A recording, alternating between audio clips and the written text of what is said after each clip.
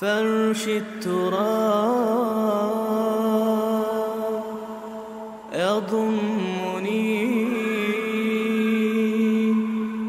وهو دجال کے حوالے سے نبی کریم صلی اللہ علیہ وسلم خود صحیح حدیث میں ارشاد فرمایا، صحیح حدیث میں یہ روایت موجود ہے کہ حضرت آدم علیہ السلام سے لے کر قیامت کے قائم ہونے تک اگر کوئی بڑا فتنہ ہے تو فرمایا وہ دجال کا فتنہ ہے. اور یہی وجہ نبی کریم صلی اللہ علیہ وسلم نے ارشاد فرمایا کہ ہر پیغمبر نے، چونکہ جب حضرت آدم علیہ السلام سے لے کر قیامت تک کے لیے وہ سب سے بڑا فتنہ ہے، تو درمیان میں جتنے بھی پیغمبر آئے تو ان ہر پیغمبر نے اپنی اپنی قوموں کو، اپنی اپنی امتوں کو دجال کے فتنے سے ڈرایا ہے، دجال کے فتنے سے محفوظ رہنے کے طریقے بتائیں. البتہ نبی کریم صلی اللہ علیہ وسلم نے سب سے تفصیلی احوال دجال کے حوالے سے امت کو بتائیں اور امت کو باخبر کیا ہے تاکہ امت دجال کے فتنے سے محفوظ رکھے. اسی طرح ایک اور روایت میں نبی کریم صلی اللہ علیہ وسلم نے فرمایا دجال کے فتنے کے حوالے سے وضاحت کرتے ہوئے کہ جب دجال ساتھ آئے گا تو چونکہ وہ لوگوں کے لیے ایک ابتلا اور آزمائش کا باعث ہوگا، ایک استدراج کا معاملہ ہوگا، دجال کو بھی ڈھیل دی جائے گی. تو اس کے حوالے سے فرمایا کہ اس کے ایک ہاتھ میں آگ ہوگا اور اس کے ہاتھ میں پانی. تو فرمایا کہ جس ہاتھ میں آگ ہے فرمایا کہ وہ پانی ہے، اور جس ہاتھ میں پانی ہے فرمایا کہ وہ آگ ہے. یعنی وہ دکھائے گا کچھ، ہوگا کچھ. کیونکہ دجال جو ہے دجل سے نکلا ہے، دجل کے معنی فریب کے ہیں، اسی طرح جھوٹ کے ہیں. تو وہ دھوکہ دہی کرے گا، چیزوں کو غلط مرد کر دے گا، صحیح کو غلط سے گڈمٹ کر دے گا. تو فرمایا کہ تم اس کے بہکاوے میں نہیں آنا. آپ علیہ السلام نے خبردار کیا اور اس کی طاقت کے حوالے سے بتایا کہ اللہ تعالیٰ چونکہ لوگوں کے لیے آزمائش اور ابتلا کا ذریعہ بنائے گا، تو اس کے حوالے سے روایت میں آتا ہے کہ وہ لوگوں کو اپنی طاقت جتلانے کے لیے ایک نوجوان کو جو ہے وہ بلائے گا، اور وہ نوجوان جوانی اور توانائی سے بھرپور ہوگا. اس پہ ایک زور سے تلوار مارے گا، اس زور سے تلوار مارے گا اس کو 2 ٹکڑے ہو جائیں گے، اور اس کے بعد وہ ٹکڑے دور جا پڑیں گے. پھر وہ حکم دے گا اور وہ ٹکڑے جڑ جائیں گے اور وہ انسان چلتا ہوا، ہنستا ہوا، مسکراتا ہوا سامنے آ جائے. اس طرح وہ لوگوں کو بہکائے گا اور وہ الوہیت کا دعویٰ کرے گا، لوگوں کو اپنے اوپر ایمان لانے کے لیے کہے گا. چنانچہ روایت میں آتا ہے، جامع ترمذی میں روایت ہے کہ وہ ایک قوم کے پاس سے گزرے گا اور لوگوں کو کہے گا کہ مجھے اپنا پروردگار تسلیم کرو، مجھ پر ایمان لاؤ. چنانچہ لوگ اس کے بہکاوے میں آ کر اس پر ایمان لے آئیں گے. تو فرمایا کہ اس موقع پر وہ بادلوں کو حکم دے گا کہ وہ بارش برسائیں، تو بادل جو ہے وہ بارش برسانا شروع کر دیں گے. زمین کو حکم دے گا سرسبزہ اگائے، زمین جو ہے سرسبزہ اگانا شروع کر دی.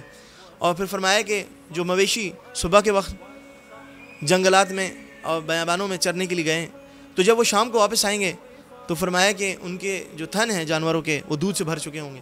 اسی طرح ان کے کوہان چوڑے ہو چکے ہیں، ان کی کوک ان میں وہ مضبوط ہو چکی ہوگی، چونکہ انہوں نے جو غلہ کھیتی اناج اگایا، جو سرسبزہ اگایا، اس سے اپنے آپ کو سیراب کیا ہے، اپنی بھوک کو مٹایا انہوں نے.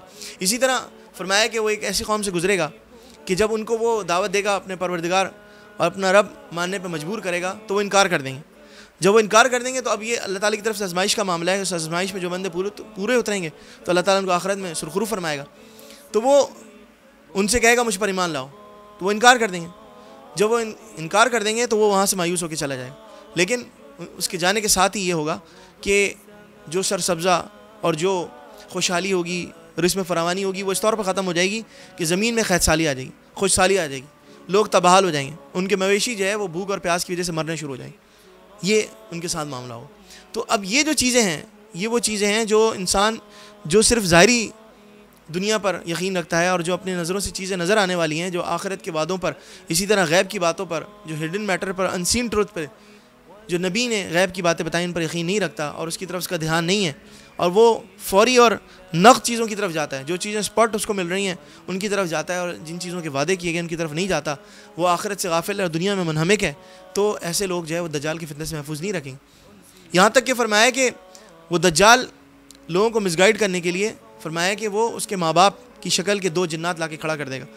انسان سمجھے گا کہ یہ میرے ماں باپ ہیں، حالانکہ اس کے ماں باپ مر چکے ہوں گے. تو وہ جنات جو ہے وہ اس کے ماں باپ کا روپ دھار کر آئیں گے اور اس کو کہیں گے کہ اے بیٹا، یہ جو تمہیں حکم دے رہا ہے اس کی حکم کی بجاوری کرو. اندازہ کریں کہ وہ کس قسم کا فتنہ ہوگا، اتنا بڑا فتنہ ہوگا. صحیح مسلم میں نبی کریم صلی اللہ علیہ وسلم کے ارشاد مروی ہے، اس میں آپ نے فرمایا کہ جو شخص سورہ کہف کی ابتدائی 10 آیات کو یاد کر لے گا تو وہ دجال کی فتنہ سے محفوظ رہے گا.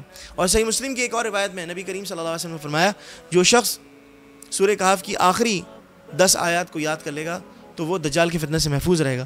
اور صحیح مسلم کی ایک اور روایت میں نبی کریم صلی اللہ علیہ وسلم نے ارشاد فرمایا کہ جب دجال کا ظہور ہو جائے تو جو شخص سورہ کہف کی ابتدائی 10 آیات پہ پڑھ کے پھونک دے گا تو وہ دجال کے فتنے سے محفوظ رہے گا.